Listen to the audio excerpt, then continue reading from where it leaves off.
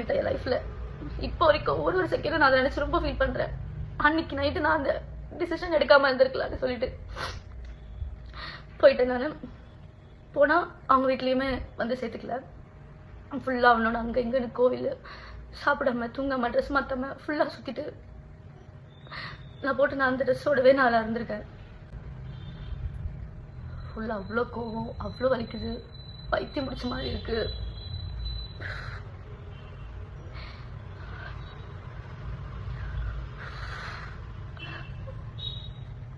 சரி ஓகே, நான் அல்வாமா என்ன விஷயம்ன்றத டக்குன்னு சொல்லிடுறேன்.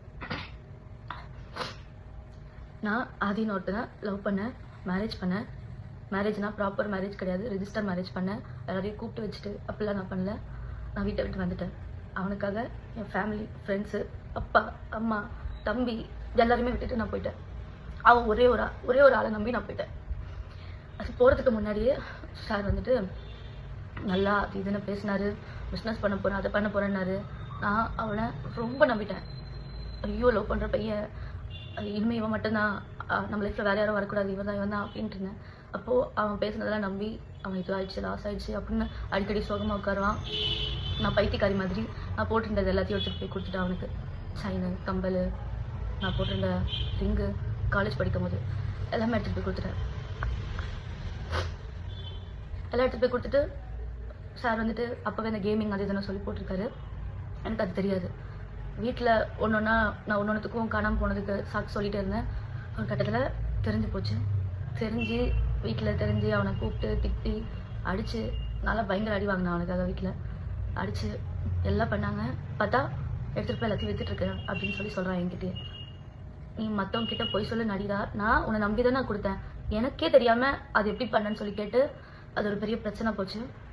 நான் அப்போ காலேஜ் ஃபஸ்ட் இயர் படிச்சுட்டு இருந்தேன். வீட்டில் தெரிஞ்சு போய் இப்படி உன்கிட்டயே நகை வாங்கிட்டு இப்படிலாம் பண்ணிட்டு இருக்க அந்த பையன் கரெக்டான பையன் கிடையாதுன்னா அவ்வளோ சொன்னாங்க, அவ்வளோ அடித்தாங்க, திட்டினாங்க. கேட்கல, யார் பேசுமே கேட்கல. நாங்கள் இல்லை அவனா அப்படின்ட்டு இருந்தேன்.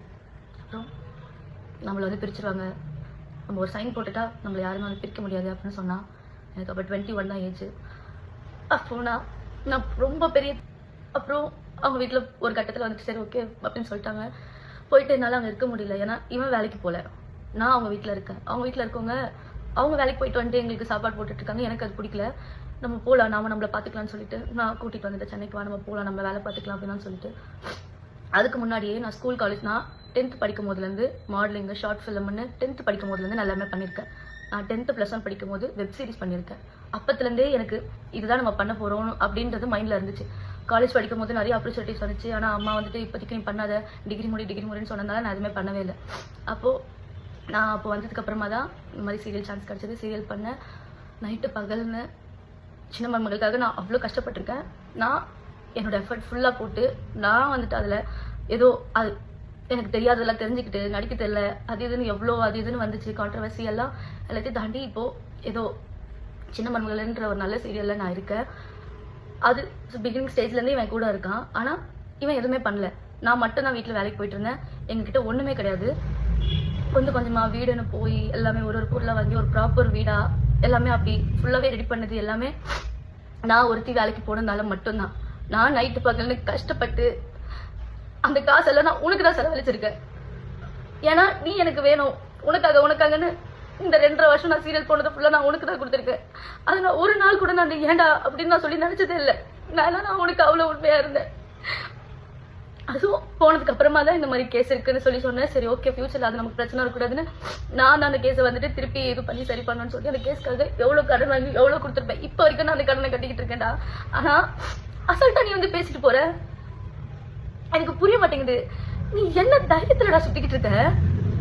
கொஞ்சம் கூட ஒரு கில்ட் ஃபீல் இல்லை, ஒரு போயிட்டோன்ற வருத்தம் இல்லை. எனக்கு மட்டும் நீ நேரில் கிடைச்சேன்னு வச்சுக்கோ. இல்லை பெரியவா மாதிரி பேசுறல, கோர்ட்டில் பார்த்துக்க நீ கோர்ட்டுக்கு வரியா? ஒரு வாட்டி இயரிங்க்கும் கவுன்சிலிங்க்கும் மீடியேஷனுக்குன்னு ஷூட்டில் அவ்வளோ சண்டை போட்டு அந்த டேட்டுக்கு நான் பெர்மிஷன் வாங்கி அவ்வளோ தூரம் வெயில்னு பார்க்காம ஒரு வாட்டி நான் போய் அங்கே போய் லைனில் போய் நின்று எனக்கு தேவையாடா இதெல்லாம்? உன்னை லவ் பண்ணுற ஒரு காரணத்துக்காக இப்போ வரைக்கும் கஷ்டப்பட்டு இருக்கேன்டா நான். எனக்கு சுத்தமா நிம்மதி நோலை கிடையாது.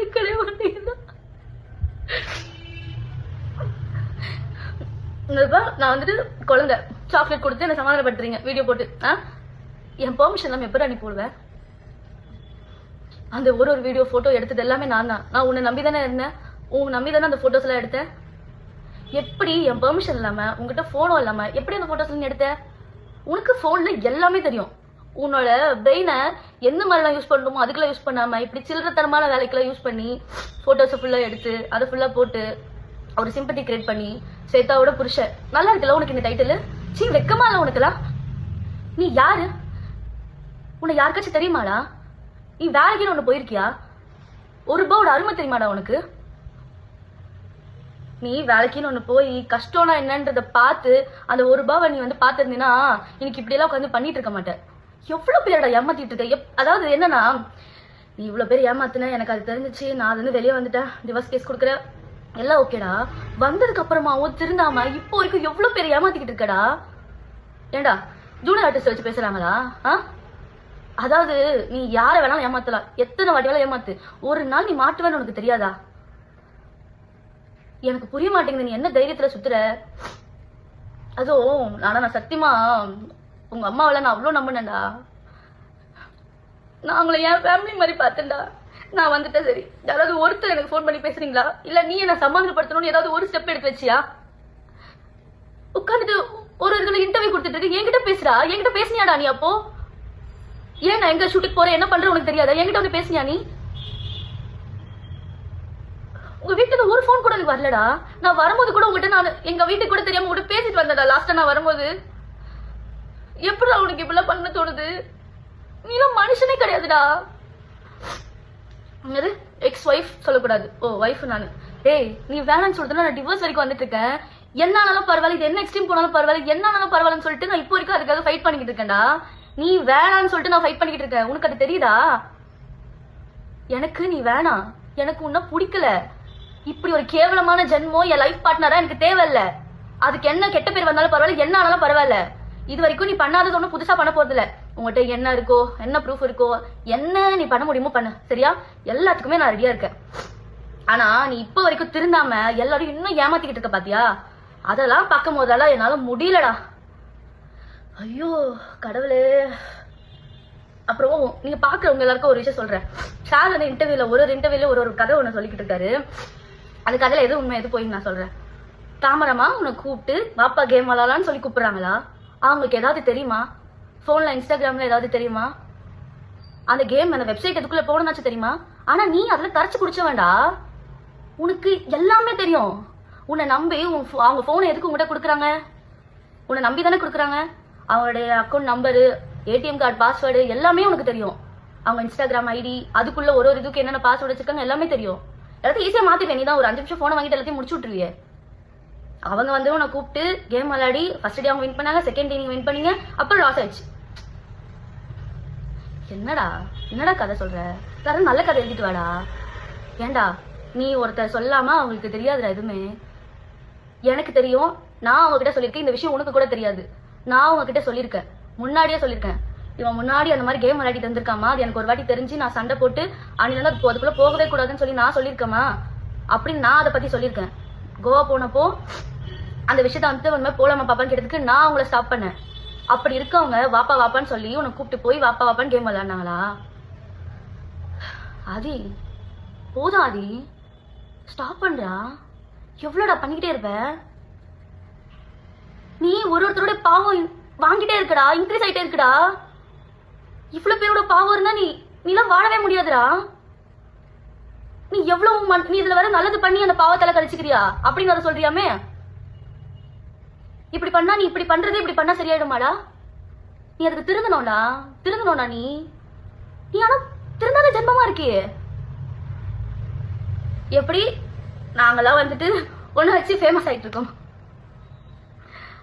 ஏண்டா இத்தனை வருஷம் அவங்க பார்க்காதது, இத்தனை வருஷம் அவங்க ஃபேமஸ் ஆகாதது உன்னை வச்சு பேசி ஆளாளுக்கு வியூஸ் ஏத்திக்கிறாங்க, ஃபேமஸ் ஆயிக்கிறாங்களா?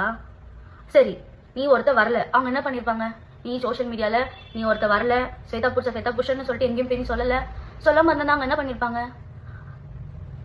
நீ ஒரு ஆளுன்னு உன்னை வச்சு எல்லாரும் சம்பாரிச்சிட்டு இருக்காங்களாடா? ஹரி, சிரிப்பு வராம காமெடி பண்ண, ஓகேவா? பயங்கரமா சிரிப்பு வருது, எல்லாருமே சிரிச்சுக்கிட்டு இருக்காங்க. நீ இனிமே சொல்றதா இருந்தா நல்ல ஸ்டோரி இன்னும் கொஞ்சம் கிரியேட்டிவா யோசிச்சு அப்படி சொல்லுங்க, சரியா? அப்புறம் நிறைய சொல்லணும்னு வந்தேன்டா, நிறைய சொல்லணும்னு வந்தேன்டா, மறந்துட்டேன்டா. எனக்கு ஒரு பக்கம் கோவமா வருது, என்ன பண்றதுன்னு தெரியலடா. நீ பைத்தியக்காரன் ஆக்கிக்கிட்டு இருக்கடா. ஆனா நீ ஊர்ல இருக்கவங்க எல்லாம் ஏமாத்தல, அவங்க எல்லாம் ஃபேக்கு, மொத்த உலகமே உன்னை வந்துட்டு உன் மேல வந்துட்டு பொய்யான ஒரு விஷயம் சொல்லுது. இதெல்லாம் சரிடா. நான் உன்னை நம்பினால உனக்காக தானடா நான் இருந்தேன், உனக்கு ஒருத்தருக்காக மட்டும்தான்டா நான் இருந்தேன். என்னையும் ஏமாத்தி தான்டா இருந்திருக்கேன். உன்னால ஒரு பொண்ணு செத்து போயிருக்காடா, அதுவும் ஃபேக்கு. நீ அவங்களுக்கு நிதி வாங்கி தர அந்த ஃபேமிலிக்கு. அந்த பொண்ணுகிட்ட என்னடா பேசுன? அந்த பொண்ணு என்னடா சொல்லி பிளாக்மெயில் பண்ண? அந்த பொண்ணு சூசைட் பண்ணிருக்காடா வீடியோ எடுத்து வச்சு. எப்படிடா உன்னால அதை பத்திலாம் யோசிக்காம ஜாலியா இருக்க முடியுது? சத்தியமா நீ மனுஷனே கிடையாதுடா. ஆனா உன்னை வந்துட்டு லவ் பண்ணதுக்கு, உனக்காக நான் இவ்வளவு விஷயம் பண்ணதுக்கு நீ எனக்கு ரிட்டர்ன் பண்ற பத்தியா ஒரு விஷயத்த என்னால முடியல.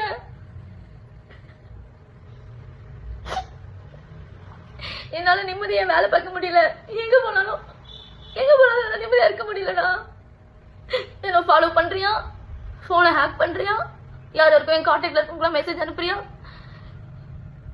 அப்புறம் என்னடா நீ இவ்வளவு பண்ணிட்டு நான் உன் கூட இருப்பேன் எப்படா நீ நம்புற?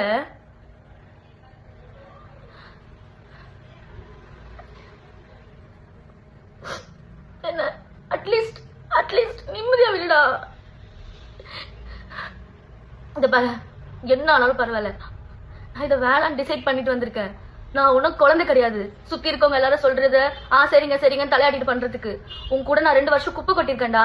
நீ என்ன சுச்சுவேஷனுக்கு என்ன பண்ணுவ ஏது பண்ணுவேன்னு கொஞ்சமாச்சும் எனக்கு தெரியாது? நீ இவ்வளவு போட்டுக்கிட்டு இருக்க ஒரு டிராமா, அதுல கொஞ்சமாச்சும் எனக்கு தெரியாதா எது உண்மை எது பொய்யா இருக்கும்னு? என்ன நினைச்சுக்கிட்டு? சரிப்பா, நீ சொல்ற மாதிரி பிரில்லியன்ட் தான். நான் ஊர்ல இருக்க கதையெல்லாம் நான் வந்து சொல்றதெல்லாம் நம்பிட்டேன்னா, அதனாலதான் இவ்வளவு நாளா என்ன நீ வந்து முட்டாளாக்கிட்டு இருந்திருக்க. ஆனா உங்ககிட்ட கெஞ்சி கேட்கிறேன்டா, தயவு செஞ்சு நிம்மதியா விடுற. என்ன இப்படி டார்ச்சர் பண்ணாதடா. நான் எதனா பண்ண எனக்கு பயமா இருக்குடா. நீ ஒரு மாதிரி என்ன பண்ற தெரியுமா? சைக்கோ மாதிரி பண்ற. நீ சிரிச்சுக்கிட்டே ஒரு சைக்கோ பண்ணுவா தெரியுமா? பண்ண வேண்டிய விஷயத்துல அந்த மாதிரி பண்றடா. நீ பண்ற அவங்க வீட்டுல இருக்கவங்களுக்கும் போகும்டா. ஆனா எல்லாரும் சொல்றாங்க, எல்லாருமே சேர்ந்து ஃபேமிலியோட தான் பண்றீங்க எல்லாம் சொல்றாங்க, நானும் பாக்குறேன். ஆனா அவங்களாம் பாவம்டா, அவங்க வீட்டுல இருக்கவங்களும். ஆனா இப்படி உங்க அம்மா தாண்டா உனக்கு எடுத்து வச்சிருக்கா. உங்க அம்மா தாண்டா இப்படி ஒருத்த காலேஜ் படிக்கும் போது ஸ்கூல் படிக்கும் போது ஃப்ராட் தனம் பண்றா, இவ்வளவு ஏமாதிரி சுத்திட்டு இருக்கான்னு தெரிஞ்சிருந்ததுன்னா அப்பவே உனக்கு ஏதாவது பண்ணிருக்கணும்டா. உன்னை இவ்வளவு நாள் வந்து சப்போர்ட் பண்ணிட்டு நீ பண்ற தப்புக்கெல்லாம் கூடவே வந்துட்டு இருக்காங்க பாரு. உங்க மீடியால இந்த இன்டர்வியூ எல்லாம் எடுக்கிறீங்க தெரியுமா? உங்ககிட்ட நான் தயவு செஞ்சு கேட்கறேன், தயவு செஞ்சு அவன் ஒரு ஆளுன்னு சொல்லிட்டு உட்கார வச்சு இன்டர்வியூ எடுத்துட்டு இருக்காதீங்க. 10 பைசாக்கு பிரோஜனம் கிடையாது. உங்களுக்கு வியூஸ் வேணும், இல்லை வந்து கண்டென்ட் வேணும், கொஞ்சம் நாளைக்கு நீங்க போடணும் அப்படின்னு சொல்லிட்டு இந்த மாதிரி தப்பான ஒரு விஷயத்த, கேவலமான ஒரு ஜென்மத்தை வந்துட்டு நீங்க வந்து என்கரேஜ் பண்ணாதீங்க. அவருக்கு திருந்த மாட்டான், அவன் இப்படியேதான் இதை கண்டினியூ பண்ணிட்டு இருப்பான். ஆனா நீ பண்ற எல்லாம், நீ யாரை ஏமாத்தலாம், போலீஸ் ஸ்டேஷன்ல இருக்கவங்க ஏமாத்தலாம், கோர்ட்டை ஏமாத்தலாம். கோர்ட் வந்துட்டு லா அண்ட் ஆர்டர் தான் நீ சார் மதிப்பீங்கல்ல? எப்படி சார் நீங்க லா அண்ட் ஆர்டர்லாம் மதிப்பீங்க? ஃபர்ஸ்ட் நீங்க கோர்ட்டுக்கு ஒன்று போகணும். உங்க கேஸ்கா இருந்தாலும் சரி, இல்லை உங்க ஒய்ஃபோட கேஸ்கா இருந்தாலும் சரி, நீங்க கோர்ட்டுக்கு போய் அட்டன் பண்ணணும். ஏதோ ஒரு ஊர்ல போய் மறைஞ்சு போய் உட்காந்துக்கிட்டு நம்பரை மாத்திட்டு வைஃபைல உட்காந்து பேசிட்டு இருக்க கூடாது, சரியா? ஃபர்ஸ்ட் நீங்க எல்லாத்தையும் ஃபேஸ் பண்ண ரெடியா இருந்தீங்கன்னா ஃபேஸ் பண்ணணும். உட்காந்து இந்த மாதிரி இன்டர்வியூல உட்காந்து ஃபேஸ் பண்ணிட்டு இருக்க கூடாது, நேர்ல வந்து ஃபேஸ் பண்ணணும், புரியுதா? சி, எனக்கு அசிங்கமா இருக்குடா. உன்னதான் இவ்வளவு நாளா நான் லவ் பண்ணிட்டு இருந்தேன் நினைக்கும் போது.